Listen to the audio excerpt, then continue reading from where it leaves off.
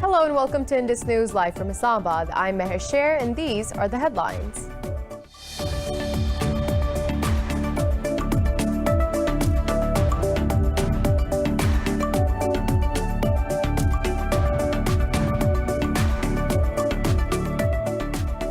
Pakistan has called for debt suspension and drawing rights of $500 billion to prevent an economic collapse due to COVID-19. Prime Minister Imran Khan was virtually addressing a special session by the UN General Assembly on response to the pandemic.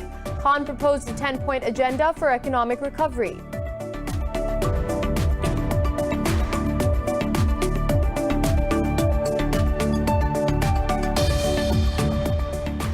The global death toll from coronavirus has exceeded 1.5 million, while the tally of infections has crossed 65 million. In Brazil, the death toll has surpassed 175,000, while the case count is over 6.4 million. India has recorded more than 139,000 deaths and 9.5 million coronavirus infections so far, while in the last 24 hours, Pakistan has registered 55 fatalities and over 3,200 cases, with the death toll over 8,000.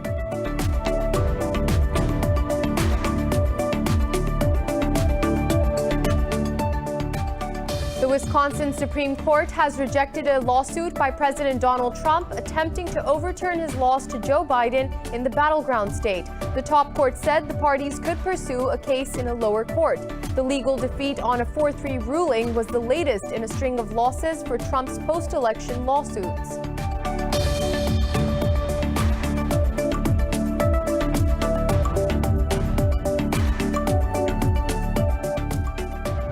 U.S. lawmakers have agreed defense legislation that will force the government to sanction Turkey for buying a Russian missile system. $740 billion defense bill is expected to pass Congress this month. President Donald Trump has threatened to veto the annual defense spending legislation.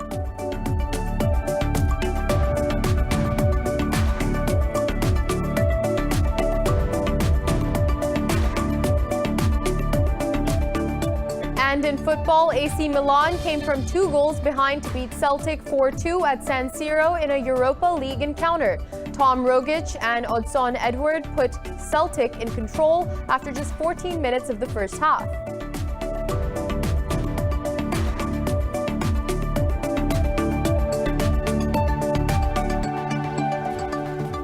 Well, those were the headlines. More news in detail after a short break. Stay with us.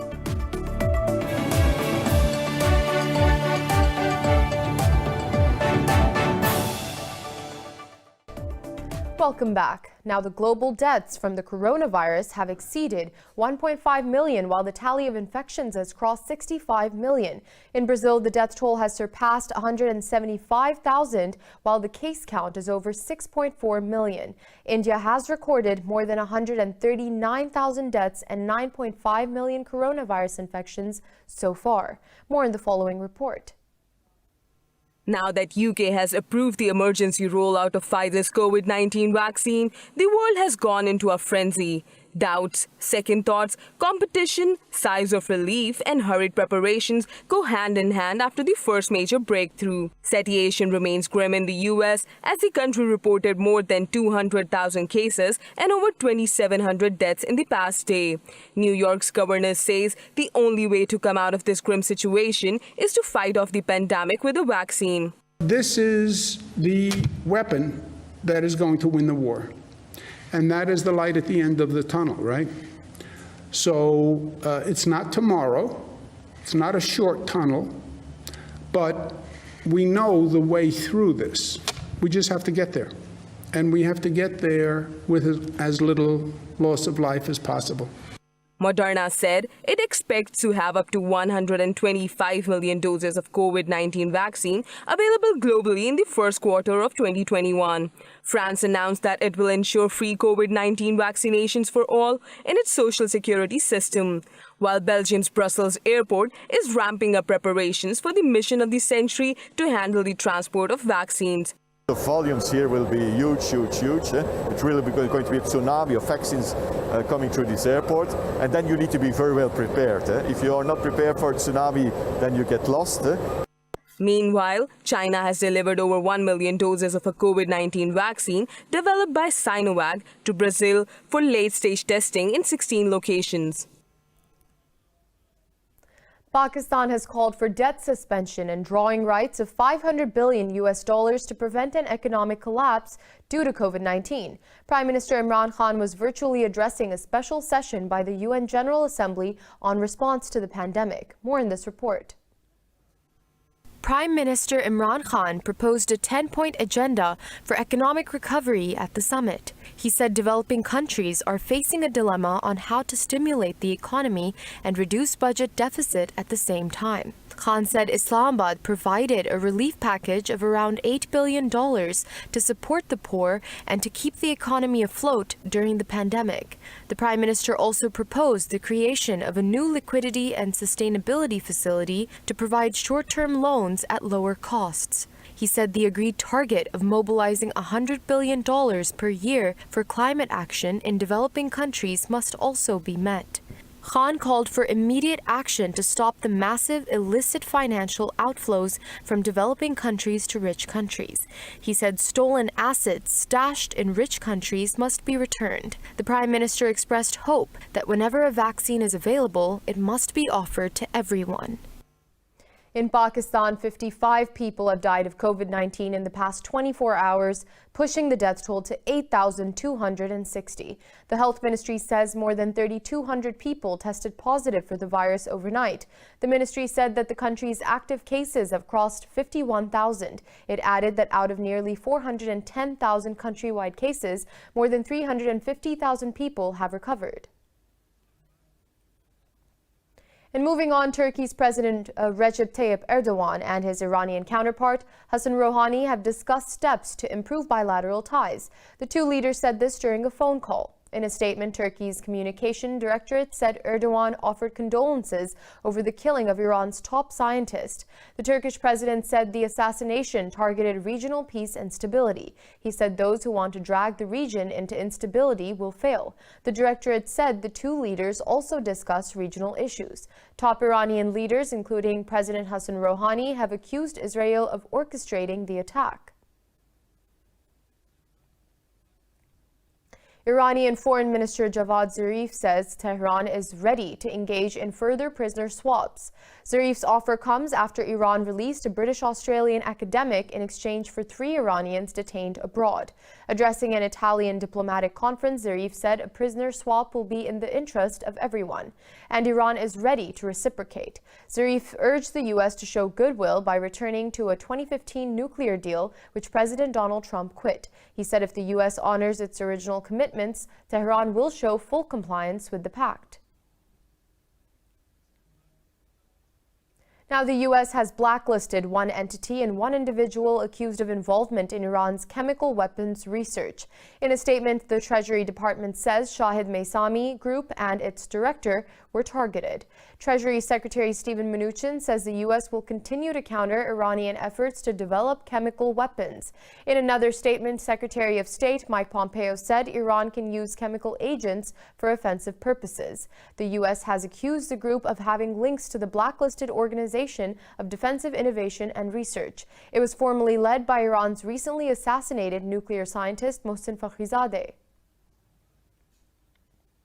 And in Afghanistan, at least 3 security personnel have been killed in a car bomb attack in Gurdays city in Paktia province. Police said 19 people were also injured in the attack. Paktia Governor spokesman Halim Fidai said the blast targeted a convoy of the Afghan National Army. Health officials said a policeman was wounded who had been shifted to the provincial hospital. The governor said another explosion occurred at the central Gurdays square of earlier in the day with no reports of casualties. And moving on, Turkey and the U.S. have stressed the need to support the Afghan peace process. U.S. Special Envoy for Afghanistan Zalmay Khalilzad and Turkey's Deputy Foreign Minister Sedat Onal met in Ankara. In a statement, the U.S. State Department said it was imperative that parties build on the current momentum to bring peace in Afghanistan. It said the stakeholders must accelerate efforts to define a political roadmap and reach a comprehensive ceasefire. Meanwhile, Turkey's Foreign Ministry said Ankara welcomed the recent progress progress in Afghan peace negotiations. Khalilzad said he will also travel to Qatar to help the warring sides build on the success of their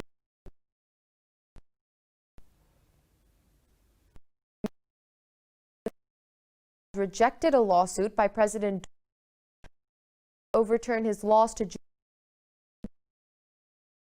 said the parties could pursue a case in a lower court. The petition alleged Wisconsin election officials were directed to fill in missing information on ballot envelopes. It said they issued absentee ballots without receiving applications and allowed people to improperly claim a confined absentee voting status. It also said officials in Madison City collected and checked ballots in city parks and not polling stations, which is against state law. The legal defeat on a 4-3 ruling was the latest in a string of losses for Trump's post-election lawsuits. He has claimed without any evidence that the election was rigged and marred by widespread fraud. OPEC and Russia have agreed to slightly ease their deep oil output cuts from January by 500,000 barrels per day, but they failed to find a compromise on a broader and longer-term policy for the rest of next year in a virtual meeting. Russian Deputy Prime Minister Alexander Novak said the group has decided to gather every month to decide on policies beyond January. He said the monthly increases will not exceed 500,000 barrels per day. He said the group has extended compensatory cuts for overproducing countries until March 2021. Saudi Energy Minister Prince Abdulaziz bin Salman said there were differences between many members. OPEC Plus has to strike a delicate balance between pushing up oil prices enough to help their budgets. In England, 4 people lost their lives and another was injured in a blast at a water treatment site in Bristol. In a statement, the police said 3 of the dead were workers at Wessex Water, while the 4th was a contractor. Police said the blast took place in one of the chemical tanks at the water plant in Avonmouth. They ruled out any connection to terrorism or any ongoing threat to people living nearby. Talking to the press, Avon Chief Inspector Mark Runacre said the probe was underway. In a tweet, Prime Minister Boris Johnson said he was deeply saddened to hear of the deaths and thanked emergency services. And this year is on track to be the second hottest on record, behind 2016 since records began in 1850. The World Meteorological Organization said 2020 is a year characterized by heat waves, droughts, wildfires, and raging hurricanes. More in this report. As the end of 2020 year is fast approaching, scientists have revealed it to be the second hottest ever recorded in history. Stoked by extreme heat, wildfires flared across Australia, Siberia and the United States this year, sending smoke plumes around the globe. Less visible was a surge in marine heat to record levels, with more than 80% of the global ocean experiencing a marine heat wave. The World Meteorological Organization said greenhouse gas concentrations climbed to a new record in 2019 and have risen so far this year, despite a drop in emissions due to COVID-19 lockdowns. Hot years have typically been associated with El Nino, a natural event that releases heat from the Pacific Ocean. However, this year coincides with La Nina, which has the opposite effect and cools temperatures. The WMO will confirm the data in March 2021. A climate pact agreed in Paris 5 years ago compels countries to make efforts to limit warming to 1.5 degrees Celsius. Above this, scientists warn of catastrophic climate change. The change in the Arctic is not only for the region, but also for the whole global climate system. The jet stream, for instance, is one of the regulator of the weather patterns of the Northern Hemisphere. So anything changing in the Arctic affect also the weather extremes in terms of heat waves, in terms of also sometimes cold waves that affect part of the world. Scientists have warned that heat-related deaths are surging around the world, particularly among older people. The WMO says it will take a while for the reduction in the emissions to take effect. A middle-aged Maya beekeeper has won the 2020 Goldman Prize for her work to protect the environment. Details in this report. Lady Peck Martin has waged a legal battle against pesticides and genetically modified organisms in Mexico for more than 10 years. Also called Guardian of the Bees, she works for the care and preservation of Melipona bees. This year, she won the Goldman Prize, dubbed the Green Nobel Prize, in part for her ongoing struggle against U.S. agrochemical giant Monsanto. They began to open up agricultural areas to be able to plant transgenic soybeans. Today, they are still deforesting. The area for soybeans continues to grow. We were also concerned about the whole issue of beekeeping. In 2000, Monsanto began growing experimental plots of genetically modified soybeans in Mexico. And in 2012, without consulting local Maya communities, the Mexican government granted the agrochemical company permits to plant GMOs in 7 states. The projects will generate income, but not for the communities, not for the indigenous people. We are cheap labor for those projects. When you realize and become aware and look at what is happening, you say this shouldn't happen. Peck led a legal campaign against the Mexican government. The Supreme Court ruled the government violated the Mayans' constitutional rights and suspended the planting of transgenic soy. More news after a short break. Stay with us.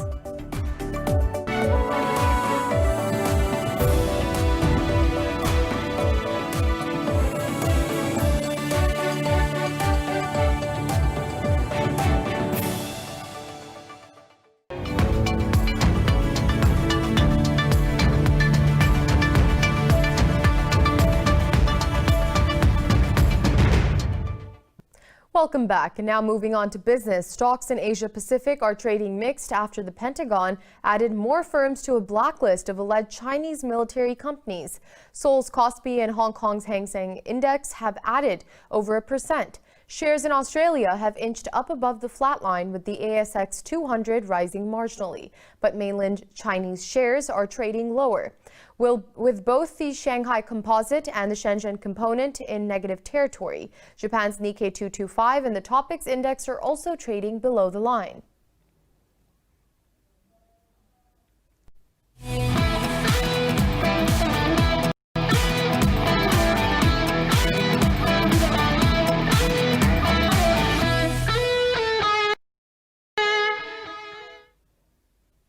And in football, AC Milan came from 2 goals behind to beat Celtic 4-2 at San Siro in a Europa League encounter. Milan are now second in Group H, having scored 10 points from 5 matches. Tom Rogic and Odson Edward put Celtic in control after just 14 minutes of the first half. But goals from Hakan Kalangolu, Samu Castillejo, Peter Hoj and Brahim Diaz sealed the crucial fixture for the hosts. In another fixture, Arsenal beat Rapid Wien 4-1 at Emirates Stadium in a Group B encounter. Alexander Lacazette, Pablo Mari and Eddie Nketiah made the scoreline 3-0 at the interval. Koya Kitagawa scored 1 for Rapid Wien just before the interval, but a 66th-minute goal from Emile Smith-Rowe sealed things for the Gunners. Atletico Madrid forward Luis Suarez is set to return to action this weekend after returning a negative COVID-19 test. He tested positive on international duty last month and missed Uruguay's win over Colombia and defeat by Brazil. Suarez also missed Atletico Madrid's last 4 fixtures. He joined Atletico from Barcelona in the last transfer window and has scored 5 goals in 6 La Liga appearances for the Rojiblancos. Diego Simeone's side currently sits second in La Liga on 23 points, 1 point behind leaders Real Sociedad.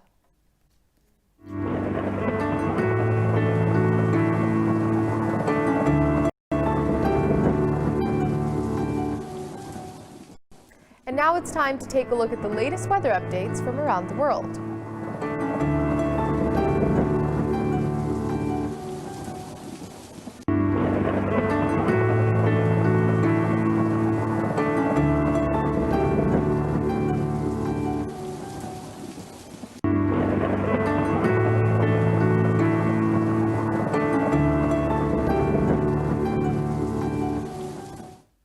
For the latest updates, you can follow us on social media at indus.news.